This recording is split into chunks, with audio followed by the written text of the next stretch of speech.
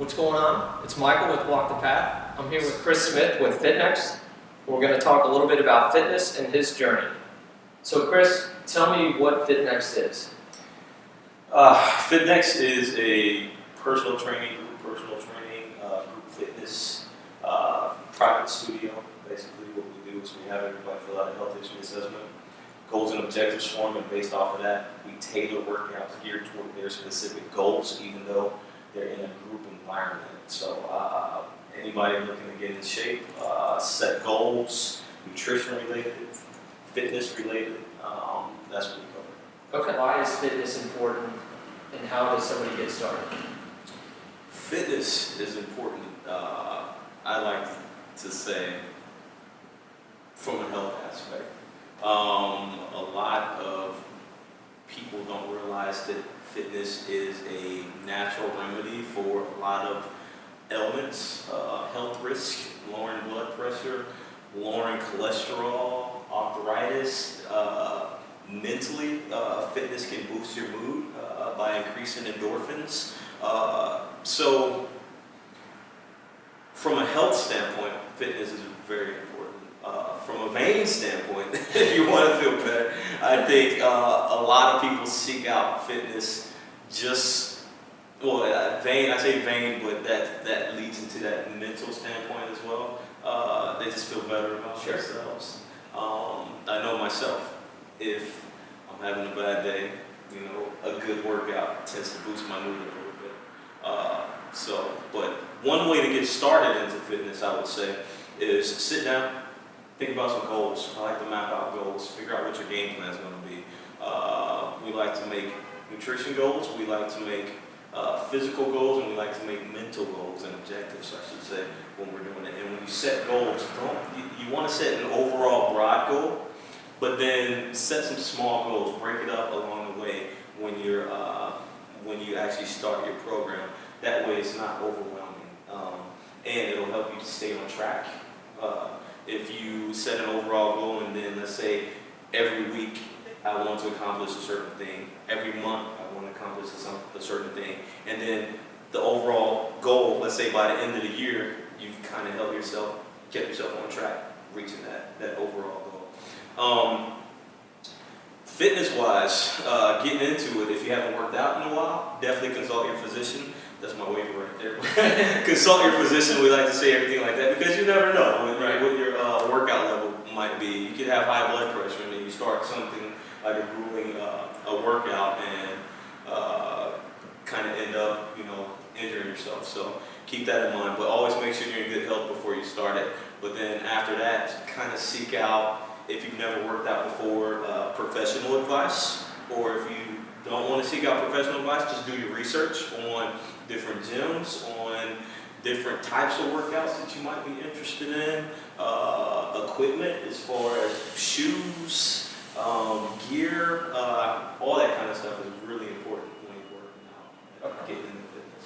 So you were talking about goals, as far as setting a mental goal, a physical goal, and a nutritional goal. What's one example of each? What would be a nutritional goal that somebody could set? A nutritional goal could be something as simple as I will cut out chocolate, Okay. or I will eat a certain amount of chocolate for, once a week. Okay. Or something very extensive is just setting up a strict meal plan and making sure you stick to that the entire time. So those could be nutritional goals that you could set. How about a physical goal? A physical goal would be something along the lines of, there's so many physical goals you can think of, but one could be, let's say if somebody wanted to be stronger, my goal is to lift, 50-pound dumbbells. But I'd like to be able to chest press 50 pounds 12 times in 3 months. Okay, that could be a goal you can set. And then the objectives that you can kind of set are, what are you going to do to help you reach that goal along the way? Okay. And what about a mental goal? A mental goal, and we say mental, kind of behavioral related. That's what they are, behavioral goals. They can be along the lines of getting enough sleep, because sleep definitely It's an easy affects It's an easy one to let go real fast. affects your workouts. Or just along those lines, another behavioral goal. A lot of people kind of ties into nutrition, but another behavioral goal can be not eating as late at night as some people might eat at 10 o'clock and at bed by 11. And what will happen is you just consume all of those calories and you're not active and you're not going to burn them off before you go to bed. And if you don't burn them off, then your body's just going to store it as fat. Okay. So if somebody's been into fitness for a while, maybe they've hit a plateau, what advice do you have for them, or what mistakes do you see a lot of people who are well trained in the fitness world? I say if somebody has hit a plateau and you've been in fitness for a while, I would definitely look into seeking out a fitness professional to help you get over that hump. Because most fitness professionals are, they have a background, they've been trained, they've been certified to be able to switch your workout a little bit. One way that I see somebody's been in fitness for a while and they've plateaued is, I might throw something like plyometrics in. Versus, just sitting around and pressing dumbbells all the time. You just have to know how to switch it up a bit. A lot of people call it muscle confusion. I think Tony Horton from P90X kind of coined that phrase.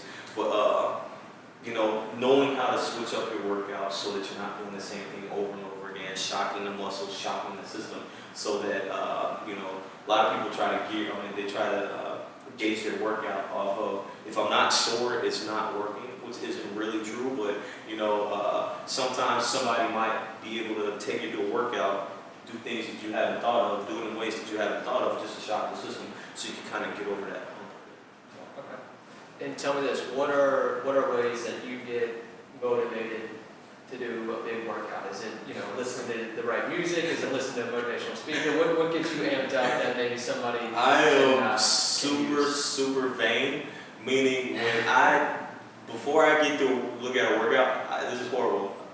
I either look at Instagram, or because I have a lot of feeds on Instagram that are fitness related, or I look at, this is horrible also, magazines. I'm like, man, I want to look like that. So I'm like, all right, in order to get to that physique, I need to get this workout in. I have to push harder. So, I look at pictures of other people. Yeah. And, do I recommend that for everybody? No, because I don't want people to get self-conscious on their body image.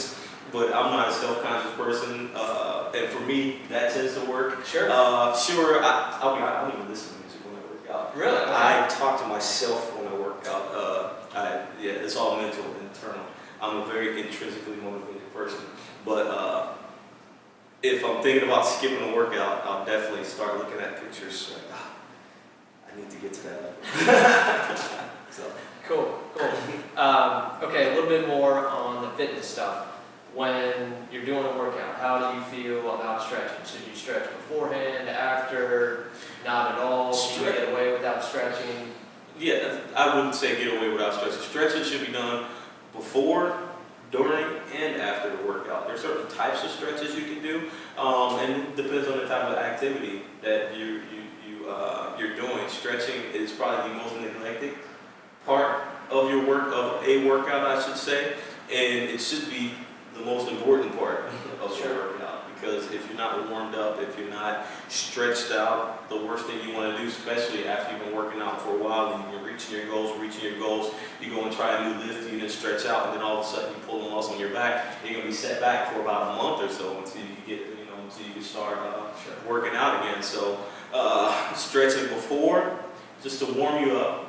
During, especially after hard sets, just to keep the muscles loose. You don't want them tightened up. And then after, just to keep that looseness, I should say, so to speak, after the workout. And another thing is, most people don't realize that, most bodybuilders, professional bodybuilders, tend to be very flexible. And for people that for people that work out, the goal is to lengthen the muscles. You don't want to have a big bicep and have your arms stuck like this the whole time. That's a great point. Stuck like this the whole Or, time. not being able to. Yeah, not being able. Yeah, there you go. Scratch your back. And I'm somewhat flexible. I could actually scratch them, but there's probably places that I can't reach that I need to reach. But yeah, just to sum it up, I'd say flexibility, stretching is a very important part of the workout. Cool. Cool. Craziest workout. How about that? Craziest workout. Well, we do offer a workout here called the Gauntlet. All right. And it's a 2-hour workout, okay, and it starts inside with everything you see around here, all resistance training. The first hour is resistance training, and we do dumbbells, barbells, suspension bands, resistance bands, anything you can think of using the step benches right here, Okay. mini trampolines. But then after that, what we do is we go outside in the surrounding neighborhood, and it's almost like an urban outline, I should say. Okay. We scope out all the different things that we could use, from hills to staircases to parking lots, just to come up with the last hour of the workout, which is based around cardio. Okay, so it's a pretty intense workout. We like to do it. I like what I'm hearing. Yes, we like to do it. We didn't do it as much last year, but this year we try to do it quarterly. So at least get it in 4 times, because it is pretty intense, 4 times a year.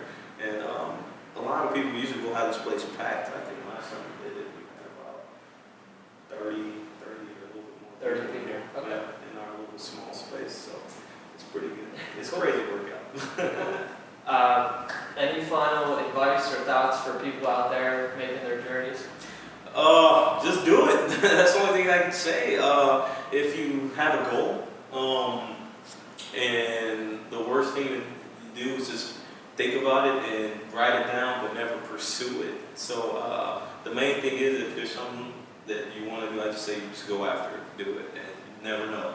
Just like Fitnext, I never knew that I would be standing here and saying that I have 3 locations. I was just happy with training on my own, getting the first storefront, and then now it's 3 locations strong and looking at opening up the 4th one. So that would be my advice. Awesome. Well, thank you for the time. Again, this is Michael with Walk the Path. I'm here with Cris Smith from Fitnext. If you're interested in training with Fitnext, you can check out one of their locations, their website. Cris also makes YouTube videos that are very helpful for anybody interested in a specific workout, whatever it might be. But again, check them out if you're interested. Otherwise, good luck out there and keep making your journey. Thanks, everybody.